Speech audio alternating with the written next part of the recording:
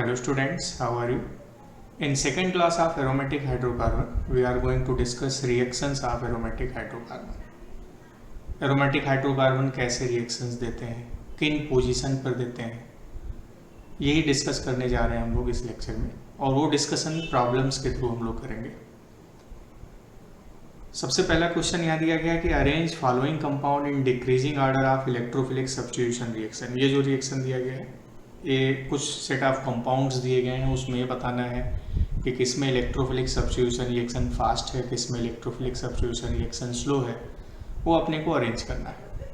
पहले तो आप ये जानिए कि जो एरोमेटिक कंपाउंड्स होते हैं वो इलेक्ट्रोफाइल से रिएक्ट करके इलेक्ट्रोफिलिक एरोमेटिक सब्स्टिट्यूशन रिएक्शन देते हैं। मैं अगर एक जनरलाइज रिएक्शन बताऊँ आपको, ये सिंपलेस्ट एरोमेटिक कंपाउंड बेंजीन है जिसका फार्मूला C6H6। इसके हर कार्बन पर एक एक हाइड्रोजन है।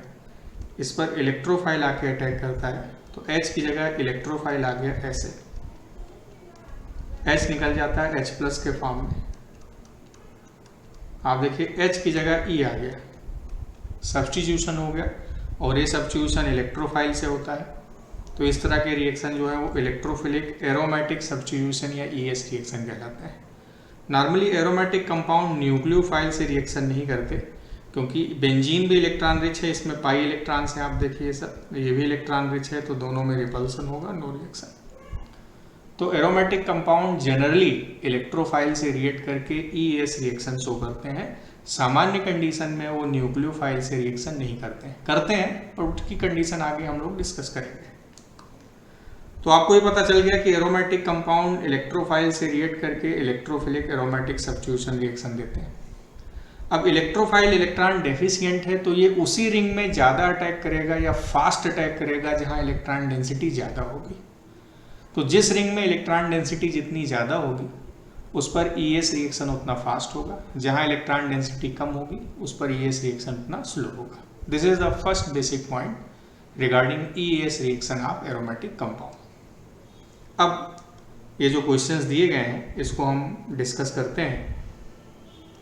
जैसे ये सेट A दिया गया, इसमें 4 कंपाउंड PQRS हैं। इसमें हमें बताना है कि किस में इलेक्ट्रोफाइल का अटैक फास्ट होगा, किस में स्लो होगा। अब इलेक्ट्रोफाइल इलेक्ट्रॉन डेफिशिएंट है तो वो उसी रिंग पर अटैक करेगा जहां इलेक्ट्रॉन डेंसिटी हाई होगी। अब आप ध्यान से देखें, CH3 इस रिंग को इलेक्ट्रॉन देगा और CH3 हाइपर कॉन्जुगेशन +H से इलेक्ट्रॉन देगा रिंग को, रिंग के अंदर माइनस आ जाएगा।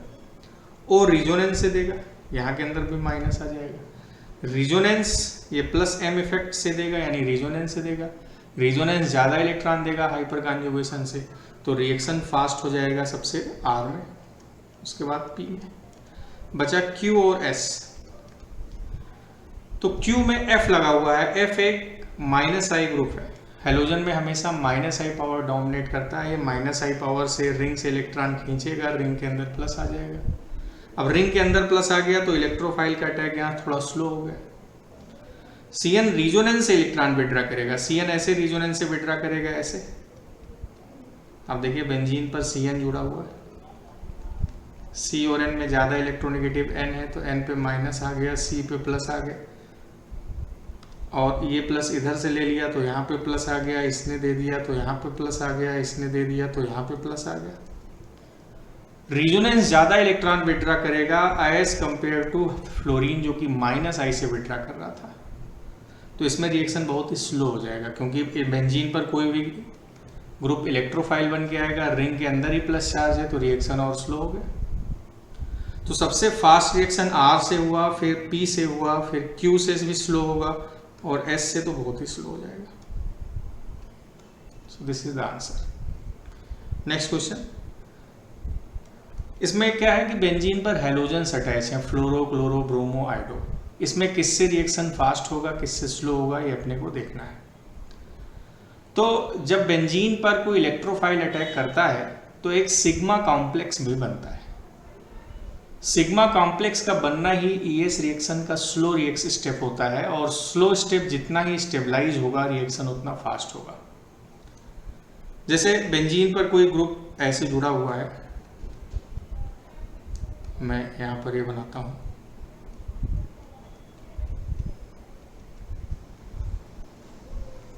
सपोज यहाँ NH2 जुड़ा हुआ है, N पर लोन पेयर है, इस पर किसी इलेक्ट्रोफाइल का टैप हो गया, इसने अपने इलेक्ट्रॉन रिंग को दे दिए,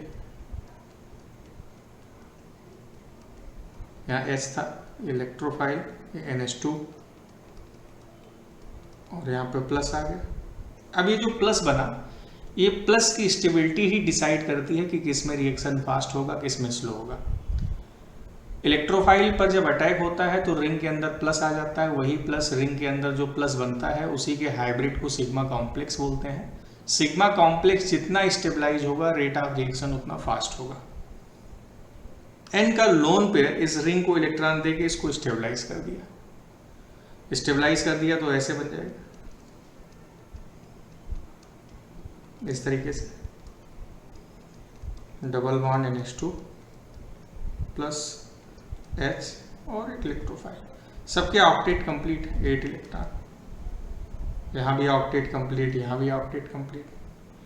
तो जिसका सिग्मा कॉम्प्लेक्स इतना स्टेबलाइज, रेट ऑफ रिएक्शन उतना फास्ट। हेलोजेंस में क्या होता है कि रेट ऑफ रिएक्शन ऐसे है PQRS। आपको लग रहा होगा कि फ्लोरीन से रिएक्शन स्लो होगा, बट फैक्ट ये है कि फ्लोरोबेंजीन से ES रिएक्शन सबसे फास्ट होगा। उसका रीजन ये है कि अगर मैं जनरलाइज करूं, यहाँ पर एक हाइड्रोजन लगा दूं X जिस पर 3 लोन पेयर इलेक्ट्रॉन है, इस पर इलेक्ट्रोफाइल का अटैक हो गया, इसने अपने इलेक्ट्रॉन इलेक्ट्रोफाइल को दे दिए, तो ये ऐसे बन गया, यहाँ पर H, ये इलेक्ट्रोफाइल X पर 3 लोन पेयर, यहाँ पे प्लस आ गए, इस प्लस को इलेक्ट्रॉन चाहिए, तो X ने अपना लोन पेयर इलेक्ट्रॉन प्लस को दे के स्टेबलाइज कर दिया ऐसे। अब ये स्टेबलाइज हो गया, इसको मैं ऐसे लिख सकता हूँ, इसको बैक बॉन्डिंग कहते हैं। 2 एडजेसेंट एटम में लोन पेयर इलेक्ट्रॉन के ट्रांसफर को बैक बॉन्डिंग। X पे प्लस जरूर है, पर X का ऑक्टेट कंप्लीट है, स्टेबलाइज हो गया। अब ये जो X अपना लोन पेयर इलेक्ट्रॉन इसको दे रहा है, अब इसके देने से आप देखिए यहाँ पाई बॉन्ड बन रहा है। पाई बॉन्ड तभी बनता है जब एटम्स की साइज छोटी हो। F हालांकि इलेक्ट्रोनेगेटिव है, FCl Br, ये Br है सॉरी, और ये आयोडीन होगा। FCl Br और I में सब लोन पेयर ऐसे दे सकते हैं सिग्मा कॉम्प्लेक्स को, बट F के इलेक्ट्रॉन डोनेट करने का रेट फास्ट होगा क्योंकि F की साइज छोटी है। जिसकी साइज छोटी होगी उसके अंदर पाई बॉन्ड बनाने के चांस उतने ज़्यादा होंगे, तो सिग्मा कॉम्प्लेक्स की स्टेबिलिटी उतनी ज़्यादा होगी। I की इलेक्ट्रोनेगेटिविटी कम है, I इलेक्ट्रॉन देना तो चाहता है पर I दे नहीं पाएगा क्योंकि I की साइज इतनी बड़ी है कि is not able to find pi bond, वो पाई बॉन्ड नहीं बना सकता है, इसलिए I चाह के भी इलेक्ट्रॉन नहीं दे पाएगा। तो सिग्मा कॉम्प्लेक्स जब स्टेबलाइज नहीं होगा तो ES रिएक्शन स्लो हो जाएगा। तो सबसे फास्ट रिएक्शन P से, फिर Q से, फिर R से, फिर S से। नाउ दिस इज PQRS ऐसे। नेक्स्ट रिएक्शन की तरफ चलते हैं। बेंजीन पर एल्काइल ग्रुप जुड़े हुए हैं, इसमें आपको बताना है कि किस में रिएक्शन फास्ट होगा, किस में स्लो होगा। तो अगेन इसका आंसर PQRS। पूछा जब ऐसा क्यों, तो बेंजीन पर जब एल्काइल ग्रुप जुड़े होते हैं तो एल्काइल ग्रुप बेंजीन को हाइपर कॉन्जुगेशन से इलेक्ट्रॉन देते हैं। हाइपर कॉन्जुगेशन और आई इफेक्ट में हाइपर कॉन्जुगेशन ज़्यादा डोमिनेंट होता है क्योंकि हाइपर कॉन्जुगेशन में इलेक्ट्रॉनों का कंप्लीट ट्रांसफर होता है और आई इफेक्ट में इलेक्ट्रॉनों का पार्शियल ट्रांसफर होता है। So always hyper conjugation is dominant over I effect. आपको लग रहा होगा कि यहाँ तो 3 एल्काइल ग्रुप हैं, ये ज़्यादा इलेक्ट्रॉन देगा, पर एक्चुअली ये सबसे कम इलेक्ट्रॉन दे रहा है, ये आई इफेक्ट से ज़्यादा इलेक्ट्रॉन दे रहा है, बट हाइपर कॉन्जुगेशन इसमें है ही नहीं। और हमने बताया कि हाइपर कॉन्जुगेशन डोमिनेंट होता है। बेंजीन पर जब CH3 जुड़ा रहेगा ऐसे,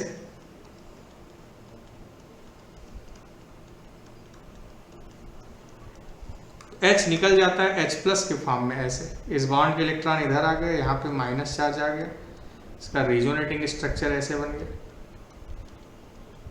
डबल बॉन्ड, H निकल गया H प्लस के फॉर्म में और यहाँ माइनस आ गया। अब ये माइनस फिर इसको इलेक्ट्रॉन देगा तो यहाँ माइनस आ जाएगा, double bond minus, double bond CH2, H निकल गया H प्लस के फॉर्म में, अब ये माइनस ये देगा तो यहाँ माइनस आ जाएगा। अब आप देखिए यहाँ 3 अल्फा हाइड्रोजन है, यहाँ हाइपर कॉन्जुगेशन 3 अल्फा हाइड्रोजन से होगा, यहाँ 2 ही अल्फा हाइड्रोजन है, यहाँ 1 अल्फा हाइड्रोजन है, और ये सिर्फ आई इफेक्ट से देगा, हाइपर कॉन्जुगेशन से नहीं देगा। तो always hyper conjugation is dominant, इसलिए इसमें रिएक्शन सबसे फास्ट और इसमें रिएक्शन सबसे स्लो। नाउ नेक्स्ट रिएक्शन जो है ये XYZ में आपसे रेट ऑफ रिएक्शन पूछा जाए कि किसमें इलेक्ट्रोफाइल का रिएक्शन फास्ट होगा, किसमें स्लो होगा, तो आप देखिए O अपना लोन पेयर रिंग को सिर्फ और सिर्फ देगा, तो इसमें रिएक्शन बहुत ही फास्ट है।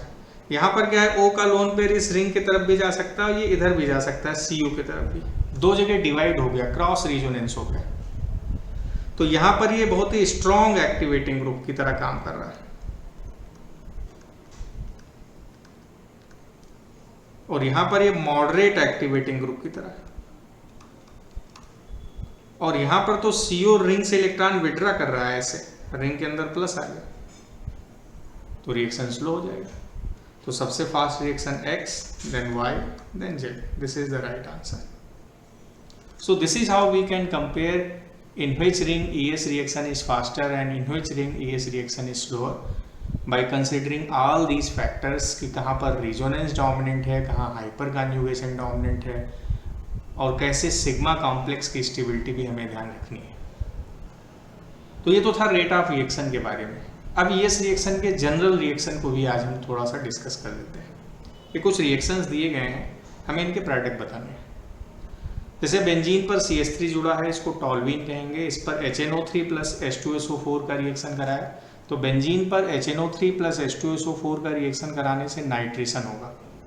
बेंजीन पर अगर कोई इलेक्ट्रॉन डोनेटिंग ग्रुप है तो वो ES रिएक्शन आर्थो और पैरा पर होता है, पर अगर बेंजीन पर कोई इलेक्ट्रॉन विड्रॉइंग ग्रुप है तो जनरली रिएक्शन मेटा पर होता है, पर अगर वो विड्रॉइंग ग्रुप हेलोजन है तो रेट ऑफ रिएक्शन तो स्लो होगा, बट रिएक्शन आर्थो पैरा पर होगा। ये जनरल आपको याद करने के लिए बता दिया गया, इससे आपके रिएक्शन सॉल्व होने लगेंगे। डोनेटिंग ग्रुप हमेशा ortho para directing, withdrawing group हमेशा मेटा डायरेक्टिंग नहीं होंगे।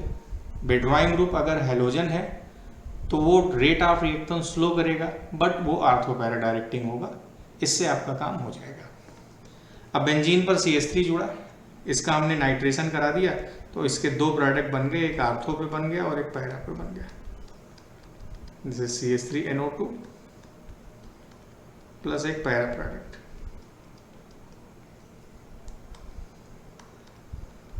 जैसे CH3NO2। CHO is a deactivating group, withdraw करता है इलेक्ट्रॉन, CHO -M ग्रुप है तो मेटा डायरेक्टिंग है। Cl2 प्लस AlCl3 से क्लोरिनेशन होगा, halogen plus Lewis acid AlX3 FeX3 या सिर्फ Al और Fe से हेलोजनेशन होगा, और वो हेलोजन आर्थो पैरा पे भी जा सकता है, मेटा पे भी जा सकता है। अगर बेंजीन से जुड़ा हुआ ग्रुप डीएक्टिवेटिंग है तो मेटा पर जनरली रिएक्शन होगा। CHO इज मेटा डायरेक्टिंग, तो इससे रिएक्शन मेटा पोजिशन पर होगा। अब NHCO3H3 रिंग को इलेक्ट्रॉन देगा, ortho para directing. Concentrate sulphuric acid से सल्फोनेशन होगा, तो अब सल्फोनेशन जब हो जाएगा तो इसका प्रोडक्ट ऐसे बन गया, दिस इज NHCOCH3 और SO3H। सल्फोनेशन में इलेक्ट्रोफाइल SO3 आता है, तो SO3 itself is a bulky group. अगर रिंग पर एक्टिवेटिंग ग्रुप जुड़ा हुआ है तो रिएक्शन आर्थो पैरा पर होगा, बट अगर इनकमिंग इलेक्ट्रोफाइल सल्फोनेशन का है या आयोडिनेशन का है तो आयोडीन का I+ और सल्फोनेशन का SO3 बल्की होता है, तो रिंग पर अगर एक्टिवेटिंग ग्रुप जुड़ा है आर्थो पैरा पर होगा, बट अगर हमें सल्फोनेशन और आयोडिनेशन कराना है तो वो जनरली पैरा पर मेजर प्रोडक्ट बनता है, क्योंकि इनकमिंग इलेक्ट्रोफाइल SO3 और I+ की साइज बड़ी होती है, तो वहाँ पैरा मेजर प्रोडक्ट बनाएंगे। ये Friedel craft next reaction D जो है वो फ्रीडल क्राफ्ट एसाइलेशन रिएक्शन है। यहाँ पर ये ऐसे ब्रेक होगा, Cl माइनस में निकल गया, ये प्लस। हमने बताया Cl बेंजीन पर अगर हेलोजन जुड़ा है तो आर्थो पैरा डायरेक्टिंग ग्रुप होगा, हालांकि रेट ऑफ रिएक्शन स्लो होगा। ना ये प्रोडक्ट बन गया, this is Cl SO3 COCH3। अच्छा, हमने बताया कि अगर एक्टिवेटिंग ग्रुप है और इनकमिंग इलेक्ट्रोफाइल बल्की है तो आर्थो प्रोडक्ट माइनर और पैरा प्रोडक्ट मेजर। अगर बेंजीन पर कोई भी एक्टिवेटिंग ग्रुप जुड़ा है बट उस पर हम हैलोजनेशन रिएक्शन कराते हैं, सॉरी, अगर बेंजीन पर हैलोजन जुड़ा हुआ है तो हैलोजन हमेशा आर्थो पैरा डायरेक्टिंग होंगे, बट हैलोजन से हमेशा पैरा प्रोडक्ट मेजर बनता है, ये ध्यान रखेंगे, इसलिए हमने यहाँ पर पैरा प्रोडक्ट मेजर बना दिया। अब आप देखिए यहाँ दो बेंजीन रिंग है, एक रिंग में CO डायरेक्टली अटैच है, एक CH2। अगर बेंजीन रिंग एक से ज़्यादा है तो ES रिएक्शन हमेशा एक्टिवेटेड रिंग पर होगा।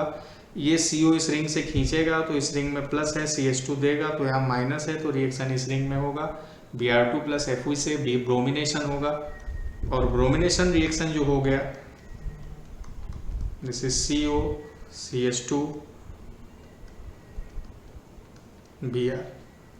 अब पैरा प्रोडक्ट भी बना, साथ साथ इस आर्थो भी बन सकता है, but para is the major product, क्योंकि अगर आप यहाँ Br लाएंगे तो इस बल्की ग्रुप का इससे कुछ ना कुछ रिपल्सन होगा, इसलिए पैरा मेजर होगा। सेम यही कॉन्सेप्ट आपको इस रिंग में भी अप्लाई करना है। N अपना लोन पे इलेक्ट्रॉन इस रिंग को देगा तो ये एक्टिवेटेड है, CO खींचेगा, यहाँ प्लस आ जाएगा, डीएक्टिवेटेड है। N2O5 से नाइट्रेशन होता है, N2O5 means NO2 plus and NO3 minus. अब इस रिंग पे जब आप रिएक्शन कराएंगे तो इसका नाइट्रेशन एक्टिवेटिंग ग्रुप हमेशा आर्थो और पैरा डायरेक्टिंग ग्रुप, तो अब इस रिएक्शन का मेजर प्रोडक्ट पैरा पे प्रोडक्ट बन जाएगा ऐसे।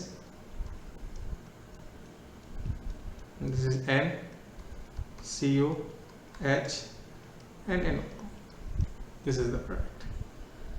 ठीक यही यहाँ भी Br2 प्लस Fe से Br प्लस आएगा, Br प्लस का रिएक्शन एक्टिवेटेड रिंग में होगा, ऊपर लोन पेयर वो इस रिंग को इलेक्ट्रॉन देगा, इस रिंग में माइनस आएगा, CO खींचेगा, इस रिंग पे प्लस आएगा। अब रिएक्शन इसके इस पैरा पोजीशन पर हो जाएगा, यहाँ पर Br आप ला देंगे। No the product of the reaction is this one.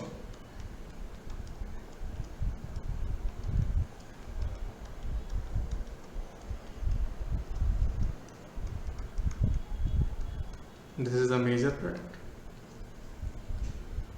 अब आप इस रिएक्शन को ध्यान से देखिए, रिएक्शन नंबर G को। यहां पर क्या होगा, H2SO4 से हमें H प्लस मिल गया, H प्लस इस एल्कीन पर मार्कोनिकॉफ रूल से जुड़ जाएगा, ऐसे बना।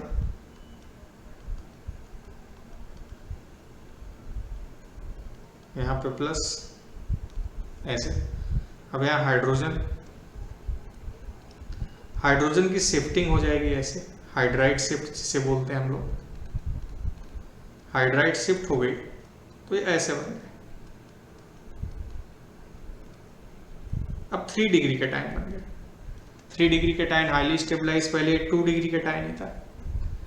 अब ये प्लस है, प्लस इलेक्ट्रोफाइल हो गया, यहाँ CH2 जुड़ा है, CH2 आर्थो पैरा डायरेक्टिंग, यहाँ एक हाइड्रोजन है आपको पता है, तो इसके पाई इलेक्ट्रॉन ने इस पर अटैक कर दिया, intramolecular Friedel craft alkylation reaction हो गया।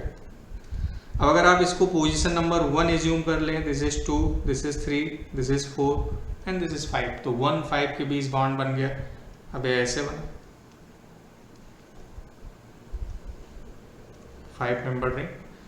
अब ये आप ऐसे समझ लें, यहाँ हाइड्रोजन और यहाँ पे प्लस। अब आप ये देखिए पोजीशन नंबर 1 2 3 4 और ये 5।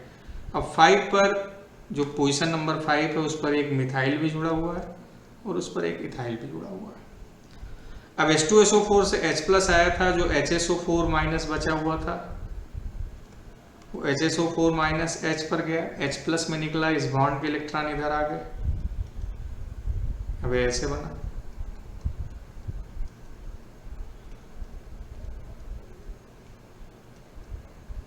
This is the final product of the reaction. अब रिएक्शन H है, इस पर क्लोरोबेंजीन का रिएक्शन, 2 मोल क्लोरोबेंजीन का रिएक्शन क्लोरल से कराते हैं एसिडिक मीडियम में, तो यहाँ पर एक पेस्टिसाइड बन जाता है, DDT बोलते हैं, जिसका नाम डाईक्लोरो डाईफिनाइल ट्राइक्लोरोइथेन है। अब रिएक्शन कैसे हुआ उसको आप ध्यान से देखिए, H2SO4 से हमें H प्लस और HSO4 माइनस मिल गया, और ये जो H प्लस है ये क्लोरल पे जाके रिएक्ट कर लेता है। Chloral is this one, this is CCl3CHO, O पर लोन पेयर इलेक्ट्रॉन, H+ इससे रिएक्ट कर लेता है, this is CCl3 C double bond O पे plus, and this is H O+ electronegative, O electronegative plus रखेगा नहीं, पाई बॉन्ड को ले लिया अपनी तरफ, this is CCl3 COH CH और A+। अब ये इलेक्ट्रोफाइल है E+, और इसका रिएक्शन अब क्लोरोबेंजीन से करा दें। हमने बताया कि हाइड्रोजन आर्थो पैरा डायरेक्टिंग और उससे मेजर प्रोडक्ट पैरा पे, इलेक्ट्रोफाइल इसके पैरा पोजिशन पर जाके रिएक्ट कर गया, दिस इज CCl3 CHOH और ऐसे बन गया। अगेन इस पर H+ का रिएक्शन हो गया क्योंकि रिएक्शन एसिडिक मीडियम में ही हो रहा है। H+ इस OH पर अटैक करके वाटर एलिमिनेट कर देगा। Now this is CCl3 CH plus and this is Cl। फिर से इस पर क्लोरोबेंजीन का रिएक्शन हुआ, again halogen ortho para directing, ये इलेक्ट्रोफाइल बन गए E+। अब फिर ये जाके इससे रिएक्ट कर लिया, this is CCl3 CH, this is Cl, ये बन गया। Now this is dichloro diphenyl trichloroethane, ये मेन चेन यहाँ 2 कार्बन की, कार्बन नंबर 1 2, ये dichloro diphenyl, 2 Cl 2 phenyl, dichloro diphenyl, और ये trichloroethane. Now this is DDT and this DDT is used as pesticide. I think it is clear. Now next reaction जो है ये nitrobenzene है, इस पर एल्काइलेशन रिएक्शन कराना है, इसको फ्रीडल क्राफ्ट एल्काइलेशन रिएक्शन बोलते हैं दिस वन। बट ये रिएक्शन नहीं होगा अगर बेंजीन रिंग पर स्ट्रॉन्ग और मॉडरेट डीएक्टिवेटिंग ग्रुप जुड़े हुए हैं, तो वहां पर फ्रीडल क्राफ्ट रिएक्शन नहीं होता है, चाहे वो फ्रीडल क्राफ्ट एल्काइलेशन हो, चाहे वो फ्रीडल क्राफ्ट एसाइलेशन हो। हाँ, अगर डीएक्टिवेटिंग ग्रुप हैलोजन है तो फ्रीडल क्राफ्ट रिएक्शन हो सकता है। रिएक्शन नंबर जे है कि बेंजीन पर एल्काइल ग्रुप जुड़े हैं, इस पर KMnO4 का रिएक्शन कराना है। बेंजीन पर कितना भी बड़ा एल्काइल ग्रुप क्यों ना हो, अगर बेंजीन से जुड़े पहले कार्बन पर हाइड्रोजन है, एक हाइड्रोजन कम से कम है, तो उसका रिएक्शन अगर मैं KMnO4 से करा दूंगा तो बेंजोइक एसिड में बदल जाएगा। बट अगर बेंजीन से जुड़े पहले कार्बन पर हाइड्रोजन नहीं है, यहां देखिए इस कार्बन पर हाइड्रोजन नहीं, तो इसका रिएक्शन KMnO4 से कराएंगे तो ऑक्सीडेशन नहीं होगा। नाउ अब इसी कॉन्सेप्ट को फॉलो करते हुए इस रिएक्शन का अगर आप प्रोडक्ट बनाएंगे तो CH3COH में बदल जाएगा, पर ये एज इट इज रहेगा। Now this is the product. So this is the key point जो हमने आपको बताया। बेंजीन से जुड़े पहले कार्बन पर अगर एक भी हाइड्रोजन है और वो एल्काइल ग्रुप कितना भी बड़ा क्यों ना हो, KMnO4 से वो COH में बदल जाएगा। बट अगर उस कार्बन पर हाइड्रोजन नहीं है, जैसे कि ये, तो उसका KMnO4 से रिएक्शन नहीं होता है, या K2Cr2 से भी रिएक्शन नहीं होता है, एसिडिक या बेसिक। रिएक्शन नंबर के जो है वो ऐसा रिएक्शन है जिसको आप कर पाएंगे। इसका मतलब ये हुआ कि आपकी स्ट्रेंथ एरोमेटिक कंपाउंड में स्ट्रांग हो रही है।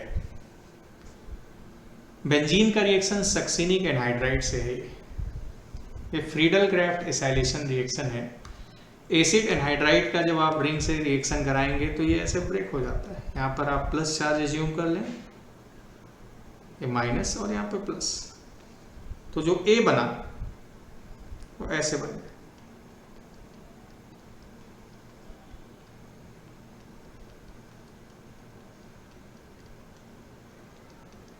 दिस इज ए पर जिंक मरकरी और HCl का रिएक्शन। तो जिंक मरकरी और HCl किसी भी कार्बोनिल कंपाउंड को, कार्बोनिल से कहने का मतलब मेरा सिर्फ एल्डिहाइड कीटोन से है, कार्बोक्सिलिक एसिड से नहीं है, ध्यान रखिएगा।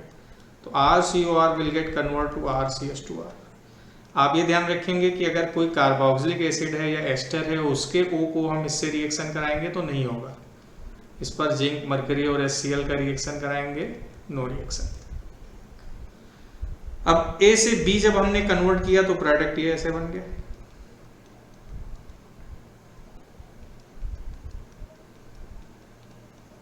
This is B। SOCl2 का जो काम होता है B से C में जो कन्वर्जन है, उसका काम होता है OH को Cl में कन्वर्ट कर देना। Now OH get convert to Cl, this is C। फिर इस पर FeCl3 का रिएक्शन है, तो फिर से Friedel Crafts acylation reaction. CH2 is ortho para directing, ये आर्थो पैरा डायरेक्टिंग, ये आर्थो पोजिशन है, Cl निकल के इसके आर्थो पोजिशन पर आ गया। Intramolecular Friedel Crafts acylation reaction जैसे। फिर इस पर एलाइल H4 का रिएक्शन। एलाइल H4 क्या करता है कि किसी कार्बोनिल कंपाउंड को अल्कोहल में बदल देता है।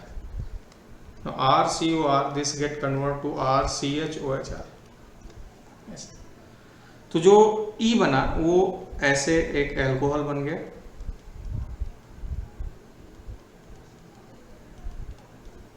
This is E।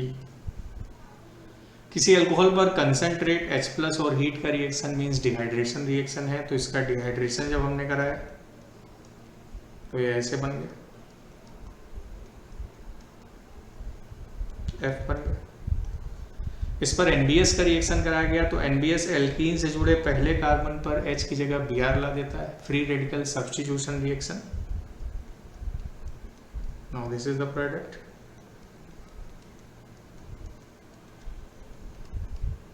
ये हो गया, दिस इज G। और इस पर एल्कोहलिक KOH का अगर हम रिएक्शन करा दें, now finally you will find this naphthalene as product. इससे E2 एलिमिनेशन रिएक्शन हो जाएगा, H निकलेगा, Br निकलेगा, ये प्रोडक्ट बन जाएगा। So this is how we can convert benzene to naphthalene. H naphthalene था। तो आज हम लोगों ने डिस्कस किया एरोमेटिक कंपाउंड के बेसिक रिएक्शंस को। एरोमेटिक कंपाउंड की थ्योरी अगर आपको पढ़नी है तो इनके थ्योरी के वीडियो लेक्चर्स को आप अपलोड करिए app chemistry by Himanshu Pandey से, या विजिट करिए www.chemistrybyhimansupande.com। आज के लिए इतना ही। Thank you very much.